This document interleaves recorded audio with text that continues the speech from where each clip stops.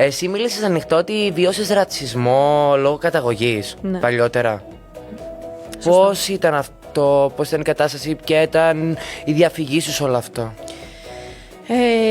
Από μικρή, λόγω του ότι η καταγωγή μου είναι από την Αλβανία, έχω ζήσει πάρα πολλές δύσκολες εμπειρίες.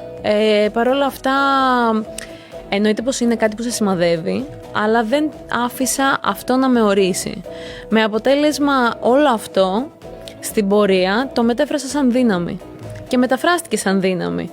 Το γεγονός ότι δούλευα πολύ μικρή, το γεγονός ότι ήμουν καλή στο βόλεϊ, ήμουν καλή στο σχολείο, ήμουν καλή στη δουλειά μου, αυτό μου έδινε ένα παραπάνω πάτημα να με βλέπουν με διαφορετικό μάτι.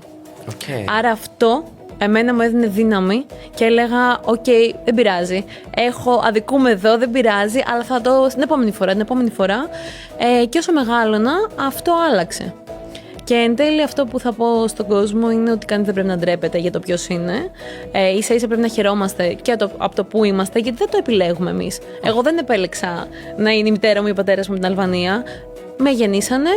Επίσης δεν έχει σημασία ούτε που γεννιέσαι, ούτε ποιος είσαι, από ποιον είσαι, τίποτα. Είναι ποιος είσαι τελικά σαν άνθρωπος. Και οι εμπειρίες μας, της ζωής μας, σε διαμορφώνουν και επίσης και το τι έχεις μέσα σου. Δηλαδή για μένα έχει να κάνει καθαρά η ψυχή και το πόσο έχεις δουλέψει το μυαλό σου για να φτάσεις να είσαι αυτό που είσαι.